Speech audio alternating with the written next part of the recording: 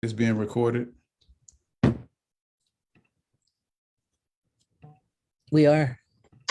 I can't find the record button though. Oh, I need to find it. Here we go. Go ahead.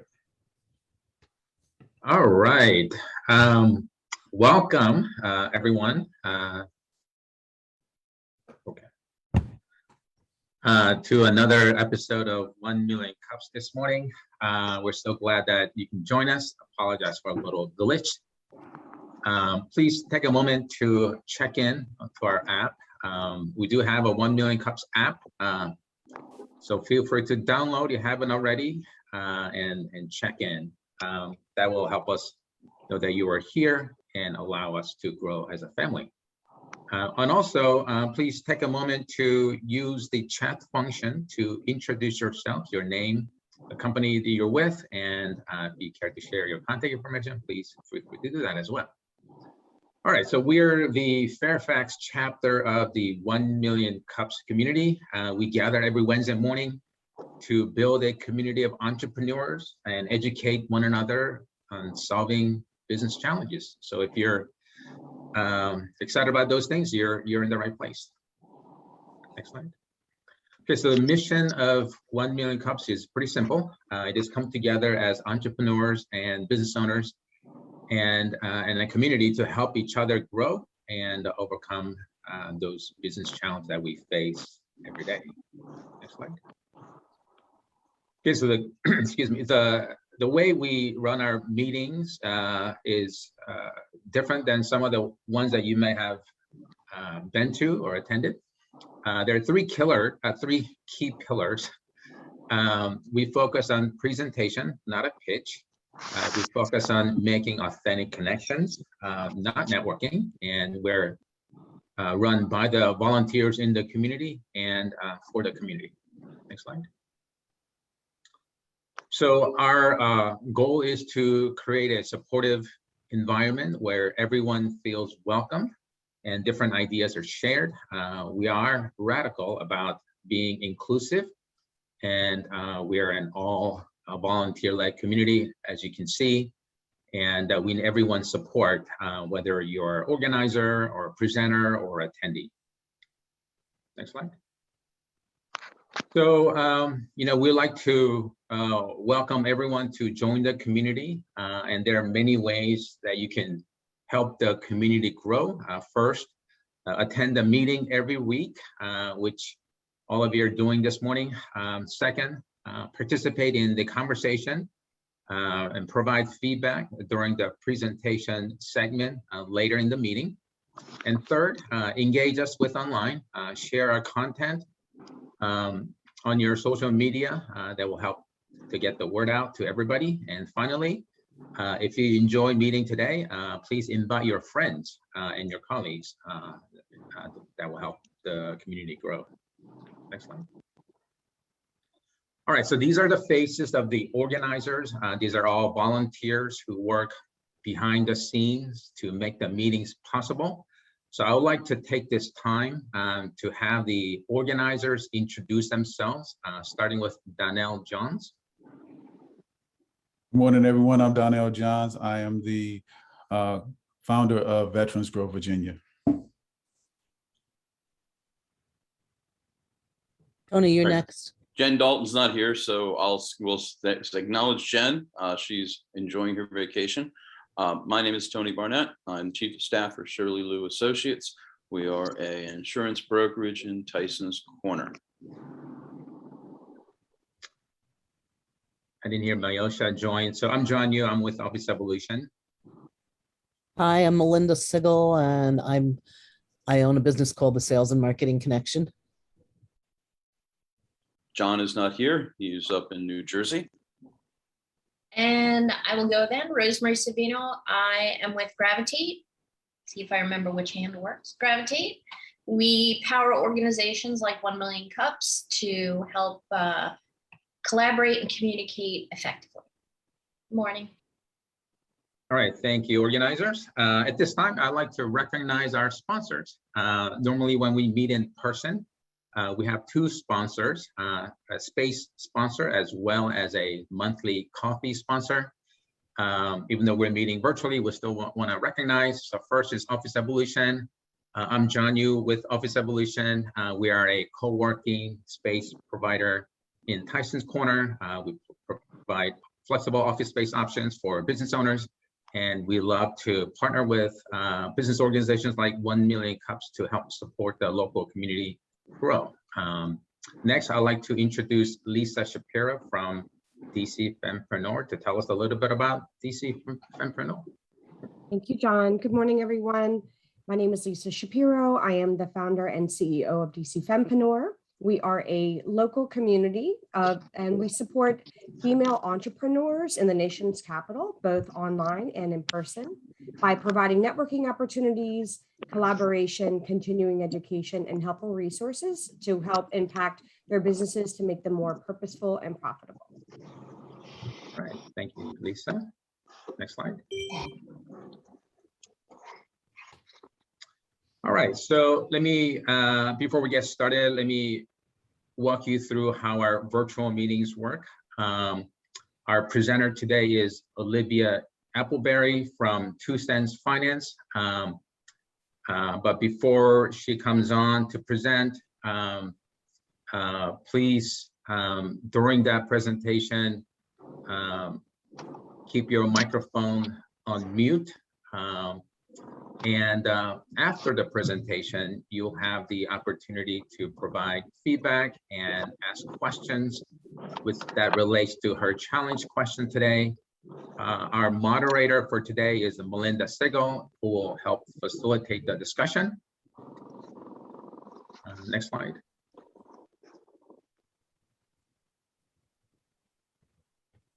Okay, so as I said, today's presenter is Olivia Appleberry from 2 Cents Finance, who has agreed to present in short notice. And thank you, Olivia. With that, why don't you go ahead and take it away, please. Okay, can everyone hear me good? Yes? Okay. You're good. Hello, everyone. Thank you so much for waking up this morning and listening to this presentation. I'm going to try to bring some energy to you guys. I know it's early in the morning, but yes, I am the founder of 2 Cents Finance, and I'm Olivia Appleberry, like you said. I started my own business when I was 18, but I entered the financial services industry when I was 17. Within that year of me being in the financial services industry, I have seen a lot of things when it comes to how people deal with their money, how people deal with their finances, how people deal with their families and their finances. And what I realized is that a lot of people are coming into our office and they're 50, 60, 70 years old, and they don't have anything to have when it comes to their finances. And that really shook me and that really scared me, but that also pushed me to take action and pushed me to do something different. Because I said, I want to create a generation where people don't have to be 50, 60, and 70 years old and they have nothing to show when it comes to retirement, when it comes to financial.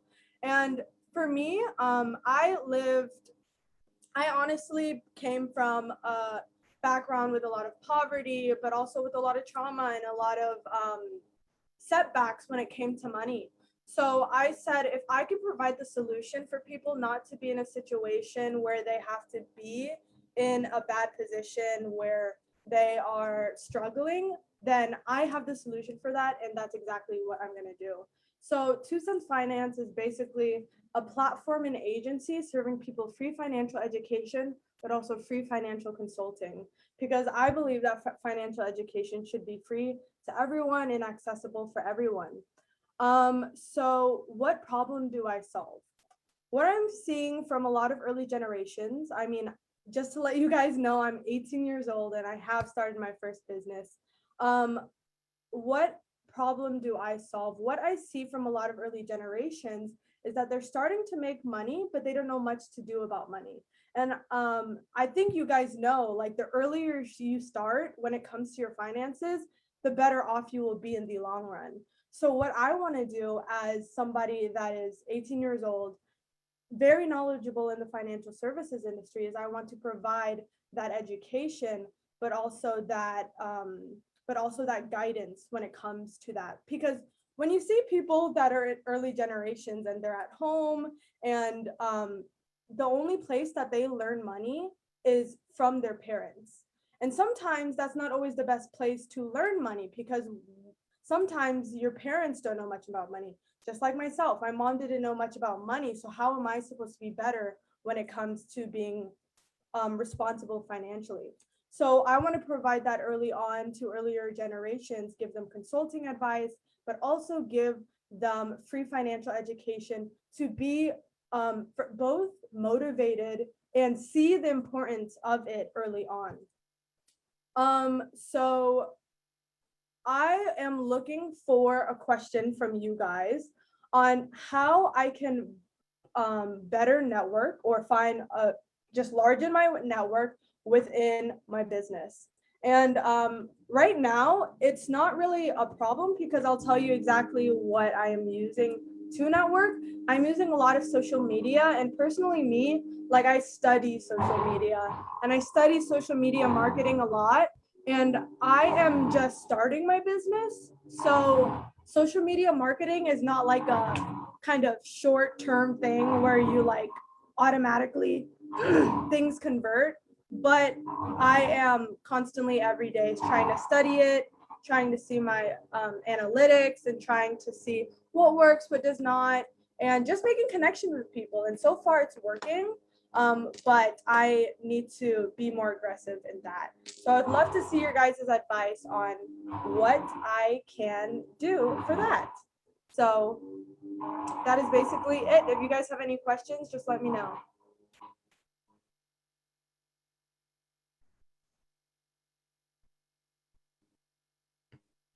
Melinda, you're muted. I didn't realize I muted myself. Sorry. Thank you, Olivia. That was a very nice introduction to your niche and how you are going about finding clients. And bravo to you being only 18 years old. Very, very, very impressed. Great, great things that you are doing. How we're going to work today, I need everybody to either raise their hand with the icon or put your question in the chat, because I don't have full screen availability to see anything because I've got the slides up. So if you really want to talk, let me know, and jump up and down. With that said, I've got a quick question for you, Olivia, because I love your niche, and while I'm waiting to see some people raise their hands, how did you decide that this was your calling, this was your gift? Did you have an experience in your life? And if that, how are you sharing that as well? I think that I started, first of all, when I was going to enter the financial services industry, I almost refused, because just coming from my background, I was like, what use am I to the financial services industry? I don't know anything about money. And then I went and I actually experienced it, because I am an open-minded person, and I was like, I might as well experience it. And it was life-changing, because I was like, wow, literally a lot of things that people have issues with is connected to money. And I saw the emotional side of that, and I saw how much setbacks it could bring for people. So I would say first I thought about how can I help my family? And then once I saw that I can help way more than my family, and a lot of people need this, mostly early on, I said, you know what, like, if I can provide it to many people, then I'm going to do that.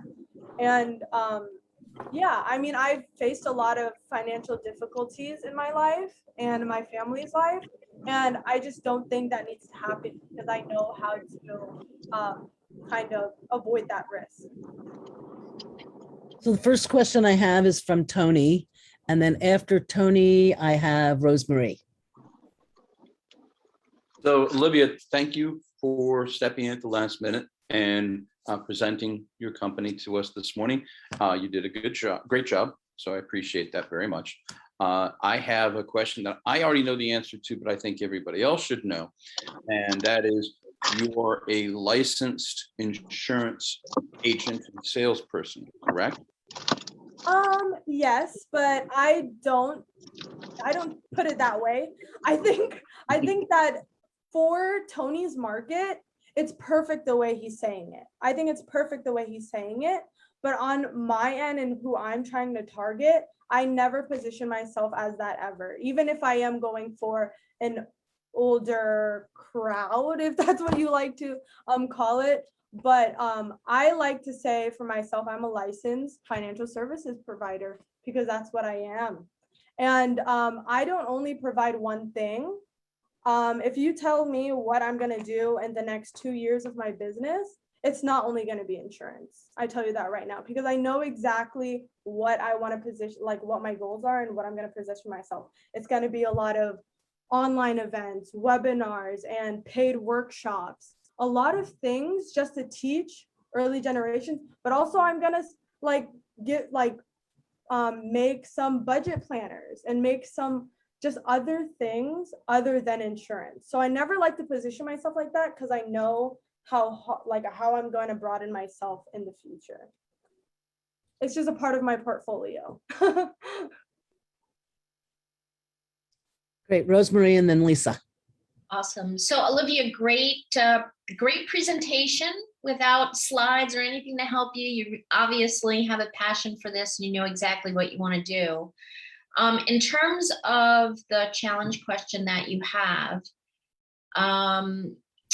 I think finding people who would benefit from what you have to offer will be looking for people where they are and reminding them that they have to think about their financials instead of people who are looking to embellish their portfolio, right? Because they're not thinking about it at that age. Yep. So when the world opens up again, there are a lot of in-person and speaking engagement opportunities that will be aimed at young entrepreneurs, young people entering the market. Those are the kind of places where you either want to get on the speaking schedule, the agenda, or where you even may want to buy a booth or become a sponsor. Sponsorships will be great for you. In a lot of these events, when you buy sponsorships, it gets you on the stage. So it gives you a few minutes to speak about your business. I'll put all of this in the chat so you don't have to worry about taking the notes. The other thing that I would say is a lot of young people actually are joining companies, and the companies and their HR departments are really looking for impactful content they can make available as a benefit, right? So I don't know if you want to talk with someone at SHRM, which is the Society for HR Managers. Their world headquarters is actually in Alexandria, and they have a local group. If you put together a package of information that's basically, this is who I am, this is what I offer, this is my perspective, and it's aimed at my generation or people who are 10 years older, right? That the benefit of the content that you bring will be that they can say, as part of your onboarding, we're going to give you access to this information from Olivia. And that will also help you because, again, you're looking for people who aren't thinking about their financial future. They're thinking about their future, and you want them to always think financial future as well as career future. So I'll put both of those things into the chat. You have my contact information, but if you want to talk about it more, just let me know. Beautiful. Thank you. That was really good advice. Yes. I think I agree with you. I've always wanted to speak, but I think with COVID and stuff, I just don't know where to search. But I think I definitely need to constantly be looking at that so it can be on my radar, because speaking events would be really cool. You can do a few more of these 1 million cups too, and see through your connections if you can get invited to other networking events as a guest, where you'll get an opportunity to spend 30 to 60 seconds talking about your business, and that will get you also in that flow as well. Okay, sounds good. Thank you. Oh, do I just call on John? Yes. Oh, No, wait, I thought that Okay. Lisa had a question, but Oh, okay. Well, I would say it's a sort of question, Olivia. I just want to commend you for being so entrepreneurial at such a young age. I myself also started my first business at 18, and I'm now 44 and have founded several. So I think it's just something that you're born with, and I think it's great that you've identified that trait in yourself. And you're in the right place to learn from others, because this is an incredible community. So one of the things I wanted to ask you is, if your market is early generation 20 to 30 and you're 18, I think that the issue may be that somebody who's, twice your age may find slight difficulty with wanting to hear from someone who's half their age and half their life experience, even though you could be incredibly knowledgeable in what you do and what you know. So I want to know if you have considered reaching out to individuals that you would consider peers and say to them and talk to them about your experience, and say a lot of 16 to 18-year-olds, for example, my son is 17. He owns stock, he has a job, he's saving for a car. But, at this age, this is the time of their life when they start applying for credit cards. They could start getting into debt. They don't really know what a credit score is. So it's a very long-winded question, but I was wondering if you would consider a market of individuals that would be a little bit more in your peer range. So they would be a little bit more receptive to your journey and view you more credible, because when they hear you're speaking, Olivia, you're an incredibly poised speaker. And I think that somebody who is a peer to you would think to themselves, wow, she's really got her stuff together. I should listen to her. She's 1 or 2 steps ahead of me. They're more likely to be receptive. Whereas a person who is 35 will say, well, what the heck does she know? I'm twice her age. Absolutely. But a younger individual might be really impressed with your knowledge already in life. No, I definitely agree. I agree with you 1,000%. So actually I have a business partner. She's not here. Her name's Lily, and she is 23. I know that's like, it's still young, but we are both the face of the brand. And I see us both being speaking engagements. So the reason why we both created this is because I want people to resonate with both of our messages and both of our whys. So if people resonate with Lily, go ahead and, work with Liv. If people resonate with my message, I think that's what makes it so beautiful and what makes it so diverse. I also considered that, because a lot of people were like, what does she know about finances? I mean, she's 18 years old, blah, blah, blah. She's talking about all this. I understand that. And also I need to consider also doing it for early generations. And how earlier I was talking about how I'm not going to only do like financial services, like consulting and all that stuff. I want to do other things where people pay for workshops about credit, or people pay for workshops about a 401k, or people pay for like masterminds. I mean, masterminds are huge now. Like I could do that. Like there's just many things I could do. And I definitely am considering it. But right now, I know I'm thinking about my niche, right? I'm thinking, is 18 to 35 like a really huge gap? Because that's really hard to target such a fuzzy kind of gray area of 18 to 35. So what is your advice on that?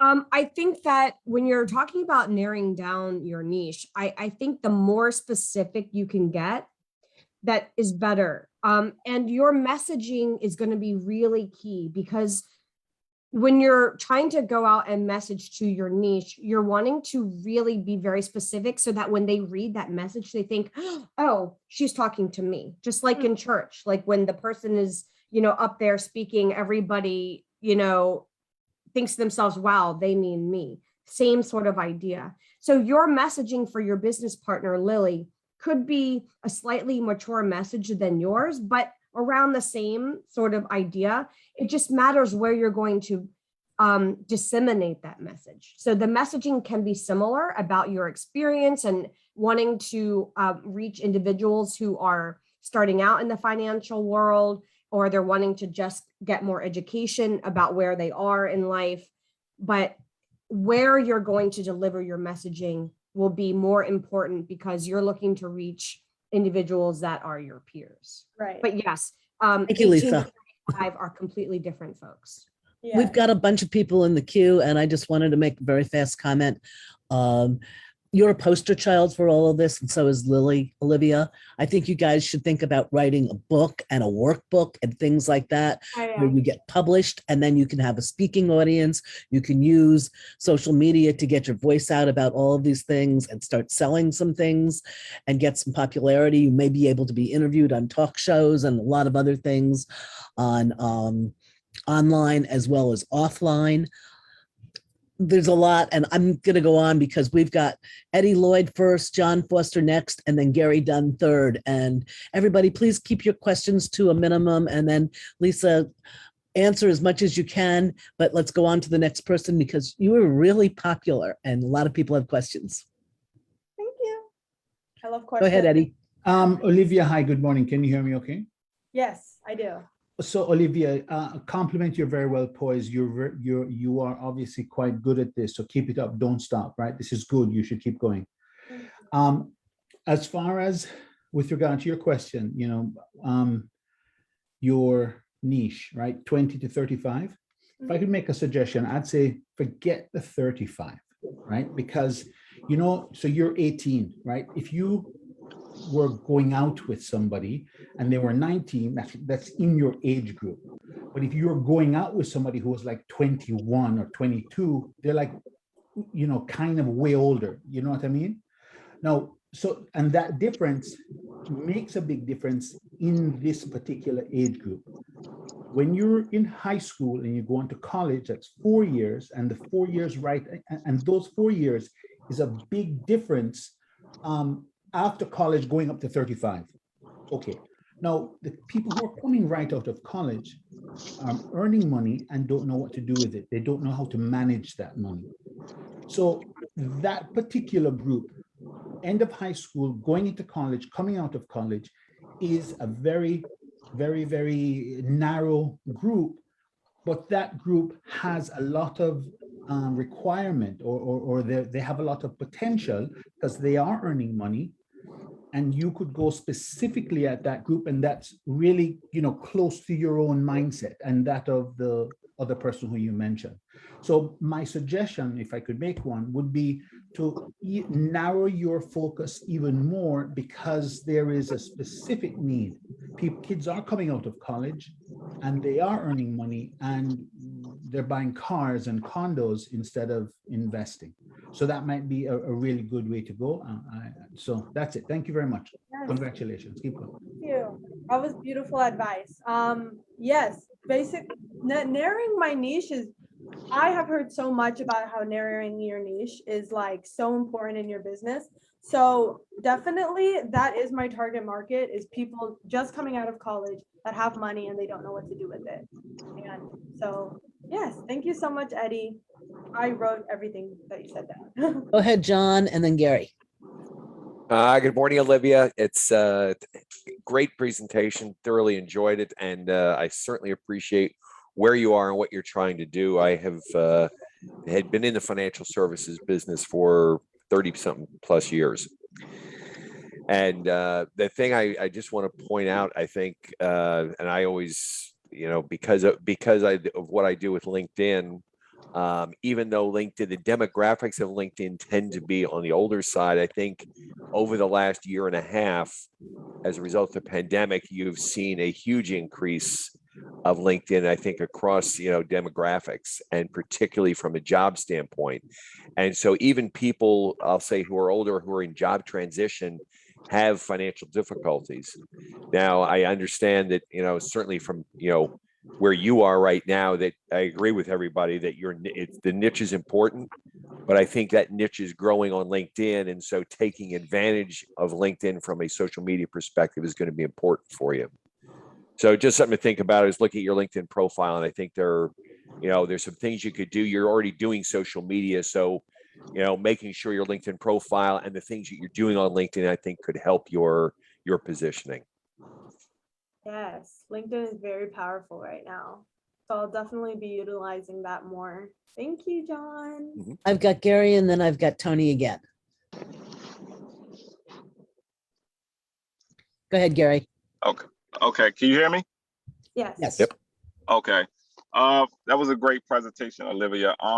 I just want to piggyback on what everybody else is saying. It's funny, I have a daughter, she's 18, and I'm 41 years old. So make a long story short, you're definitely on the right track, because when I was your age, my parents didn't teach me nothing about credit and none of that stuff. All I was, I'm raised in the hood, so all I wanted was a nice car and a ride around, the hood with a nice car. I didn't know nothing about interest rate. I didn't know about credit until, honestly, I got in my 30s to really understand how credit works. I didn't understand interest rate, none of that stuff. So you're definitely on the right track, and the main objective is going to be executing the younger generation, versus the old generation. But the younger generation, a lot of us doesn't know. It's so big out here with the younger generation don't know about credit, don't know about interest, don't know about how to manage money. So you're definitely on the right track, because it's the way you deliver and execute what you're trying to do in that department. So keep up the good work. You're doing a great job. I wish I would have knew certain things when I was 18. I wasn't taught all that stuff. So to this day, my parents still don't own credit cards because they're so stuck in their ways. And that's a big difference. When the older generation, they're kind of stuck in their ways and they don't like breaking the ice. So the younger generation, you can still reach them, and they kind of like, all right, they can understand. And then you're 18, so they can kind of be like, okay, yeah, she, the younger terms are, oh, she lit, she know what she's talking about. Right. You know what I mean? So I know that because I have a daughter that's 18, so she update my brain all the time of slang and how to reach people and certain things. So just keep up keep up what you're doing. You're doing a great job. Thank you so much. That was a good comment. Yeah, definitely what you said about you can ask me what I'm gonna do within this decade, and I'm thinking about how much underserved communities don't know about money and how much I want to impact those underserved communities. Because you were talking about there's people in the hood and you would have never learned about money, and I don't think that's right. So I want to go into those communities and I want to speak to them and see where I came from, and then hopefully that will inspire them to take action. So thank you so much, Gary, and I will put my contact information in my chat. So Tony did for you. Tony did for you. And speaking of Tony, Okay. he's got another question. Okay. Okay, so years ago, I was trying to build my own personal network. The way I did it, and Olivia, you and I have had this discussion before, but not this specific one. I started my own networking group, okay, which is, some of the people on here know, it's called DC Connections. All right. I went from having a couple of hundred contacts on LinkedIn to having thousands and thousands of them. And the trick was, the way I drew them in was by doing events that drew the people who I wanted to do business with. Okay. In your discussion today, you've been talking about reaching out to underserved communities, to groups and segments of people who don't have a financial education. Well, if you reach out to those groups with things that are interesting to them, that draw them in, and I already know, and for full disclosure, everybody here, Olivia does have a wonderful blog that she does with Lily. I know I've been a guest on it, but reach out from a more social standpoint. Start putting together events. I know that you're familiar with the people over at the Central Fairfax Chamber. Talk to them about sitting there, perhaps putting an event together for you or helping you, or I'll help you in putting together an event that draws the age group people. Because the other thing is that the unique aspect you have is a lot of people for networking want to do adult networking with, say, alcohol or other things, and you are limited from that. But if you start your own events that are things that your group, the people in your age group and the people in your demographic are interested in doing, you get to know them, connect with them, and then can sit there and not necessarily put it up in their face that you're doing financial education, but you can start the discussion with them. Okay. And that's a more holistic approach. And you have them join you can create a group on LinkedIn and have them join LinkedIn and your group, where you can then message them and send out announcements about activities and create your own little oyster of people who you can then train to help carry your message and make it spread wider. Beautiful. I agree with that. Create my own tribe. That's what I heard. Yes. Yes. Olivia, you know what else you can do? You can use Meetup. Meetup is where people like to find networking groups. It's a real natural. You can reach young people on Meetup. And my other big idea is, in my day, I don't know if they do it anymore, but high schools have assembly periods where they get everybody into one room and they have things. Why don't you, both you and Lily, do a circle of high schools and speak to the high schools, or speak to the seniors in high schools, and maybe the high schools can even promote you as an after-school event or something. Or I think if you start again with your peers, you're 18 years old, and you can get them in high school with questions, or maybe even get some of the high schools to do money clubs or whatever you want to call them. Maybe, name them after your business. Common Sense or whatever, the way you spell sense, which is really cool. If you could have clubs like that, and that might even become the name of your networking group, and the name of your business name is an ideal name for, as I said, a book. But if you could do some workbooks and other things, or white papers and handouts, and the more you can brand both of you guys and the business as being the voice of young people, teaching young people, I know there will be a lot of interest, and you'll be spotlights on all sorts of online, offline, face-to-face media and everywhere else, because it's all about learning and teaching and understanding. You've got a great niche. Olivia, I want to Can jump I in here tag real on- quick. Can I add something? Thanks, to what Danelle. you said? Danelle next. Oh, sorry. Who was that was talking? I'm sorry. That was me. I wanted to jump on before you speak, Donnell. Can I say Yeah, something please, go really ahead. quickly? Yeah, do you mind? Go ahead. Go ahead. Olivia, listen, forgive me, the last two people said something that really I want to tag. Banks, right? There are lots of local banks, Main Street Bank, Sandy Spring Bank, who are local, who spend a lot of money on financial literacy, right? People your age and younger, your age and older, don't go into banks anymore. They don't have relationships with bankers. So I don't know if you have a relationship with a bank or a banker, but I am sure there are 50 people on this chat who can put you in touch or ensure that you have a good relationship with a VP at one of these local banks, who would be more than willing to get behind you or help guide and assist you in what you're doing, especially in reaching out to your peer group. My 25 cents. Thank you, sir. That's good advice.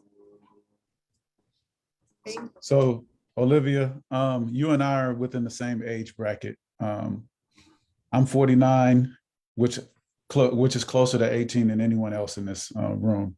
But Except for Lisa, who said she was 44, I think. yeah, so I'm closer to your age category. First thing I just want to say is I commend you for everything that you're doing for yourself as well as your community. I want to give you some tidbits that I see that could probably help you. Your audience is in two places, on TikTok and on Instagram. Yep. I really love both platforms because they give you a limited amount of time to position yourself as an expert. And so what I recommend is doing short videos, fun videos, at least 2 to 3 times a week, educating individuals on financial advice.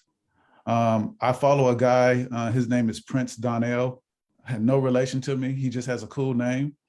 But every day he puts out tidbits of information about business and how you can leverage the everyday things that you're doing in order to grow your business.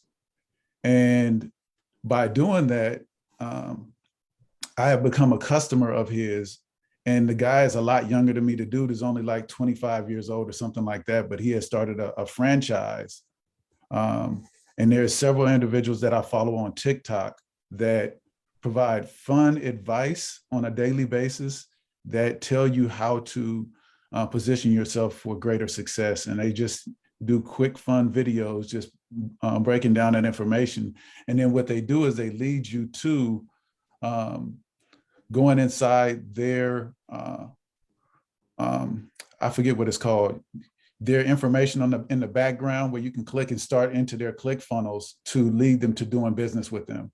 Yep. And so, like Tony said, that you can basically have your own workshops where you funnel these people through and educate them on what you need to educate them on, and they'll buy into you because you're providing them advice and you position yourself as an expert. So Right. continue to do what you do, join groups like this, but really focus on making content that educates individuals and making that content that educates individuals and then lead them to how they can do business with you using your social media and building training and platforms like you already want to do in order to be able to do that. In your community, they have so much information, but they don't know who to trust. And by you positioning yourself with, lead with the value, this is what you're going to be able to do if you do X. If you invest $5 a week, that $5 can turn into $1 million or something like that. Yeah. You could talk about compound interest and things that, people know about, but if you don't know about how to do that, click the link to follow me and I can show you how. Right. And build your audience through that. Yeah, that's beautiful. Yeah. I already do that actually. So when you said that, I already post on TikTok. I already post on Instagram very, very often. I repurpose all my content. I record on TikTok and then I repurpose it on all the other platforms. So Well, I need to follow you so I can get educated. yeah. Yes. Follow. I'll put it in the chat. Thank you. Danelle, it's time for the last question. You get to ask that too. Oh, dang. That was perfect timing. So, Olivia, again, great presentation. But my final question is what can our 1 Million Cups community do for you to include follow you on TikTok, Instagram, and LinkedIn? I think that you guys have been very helpful, but thinking of advice, maybe just spread the word kind of thing. Like if you have nieces, if you have cousins, like little nieces, nephews, if you have like somebody, just be like, oh, I know this girl, she's 18 years old, she's talking about money, you should go follow her. Yeah, that'd be fantastic. But also I will definitely put you guys in my contact so I can reach out for you if I have any questions, because I know what you guys do and you guys are very knowledgeable. So I thank you so much for your wisdom and teaching me. I learned a lot. So thank you. Thanks, Olivia. Great presentation. It's like we should wrap you up as a stocking stuffer for Christmas and give it to all the young people we know, right? Yes, I'll make one. I'll make one and send it to you guys. Back to you, John. And I'll get the next slide going. So John Yu had to leave early to Rosemary. help some customers. He asked me to wrap up for us today. So I will just run us through the last few slides. We have a number of guests coming to present to us over the next several weeks. Guest chat is coming next week. And Gary, as we mentioned earlier, we're looking forward to hearing about your business on the 8th. We have a returning presenter to give us an update on the 1st, which is 2 weeks. And we still have several applications that are in progress. Please, if you know people who run a business, tell them how great we are to talk to and let them know that we have spots open in September and beyond. Next file. In fact, our brand ambassadors, who you see several of them here, are the best way to find new presenters and to answer any questions. So I know Dan had to leave us. Gresham wasn't available today. What I'd like to do is ask John Foster, if you could just introduce yourself. Sure. I'm John Foster, and I am the ambassador for Green Fair Health and Wellness Organic Cafe, as well as the Green Fair Health and Wellness nonprofit. Awesome. And John's been instrumental in helping us find businesses that would like to get some help with their challenge question. Next slide, please. If you'd like to be a brand ambassador, here's some information. If you follow the link that I've just posted into chat, you can get more information and find out a little bit more about how to be a brand ambassador. All we ask is that you join this meeting once a month. We will give you a flyer that you can use for prospective presenters.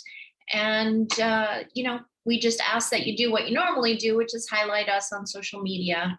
And we'll give you 10 seconds to talk about who you are. Next slide, please. You can see that we have had a number of past presenters with big wins in this area and in fact around the world. And we hope to see some of your businesses on this slide in the future. Next slide, please.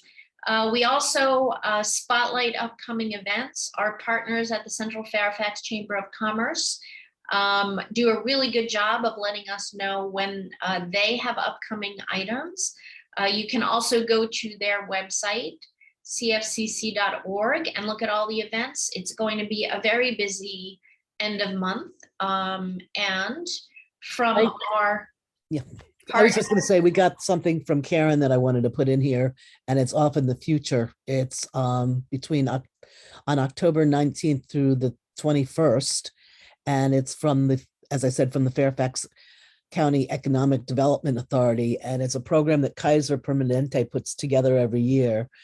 And I wanted to learn more about it, so I did a little asterisk on the bottom. I'm going to copy all of this after I'm done sharing the slides. So if you guys can hang out for a few seconds, I'll throw all of these events and this event into the chat. Can't do it right now, but I will do it as soon as we're done with the deck, and then you'll have all this information. Back to you, Rosemary. Sorry to interrupt. So next slide, please. So thank you all for spending your time with us this morning, especially Olivia, for presenting your business, and to all the folks who offered suggestions, asked questions, and provided great insights into the business arena for Olivia to learn from. That's basically what we do here at 1 Million Cups. Sorry, can you go back, Linda? Yep. That's what we do here at 1 Million Cups. We know that entrepreneurship is a lonely journey, and there are many barriers. But what we like to do in our community is to help other entrepreneurs in ways that help them to move their business forward. And on behalf of our organizing team, we invite you to join us every Wednesday morning. Let us know if you'd like to be more involved. Keep building your business and help us to keep building our community. Next slide, please. And thank you to the Kauffman Foundation, who's working very hard across the country to help entrepreneurs like us to grow their own businesses. So thank you all. I think that's the end of our slides. We have a few minutes till the top of the hour.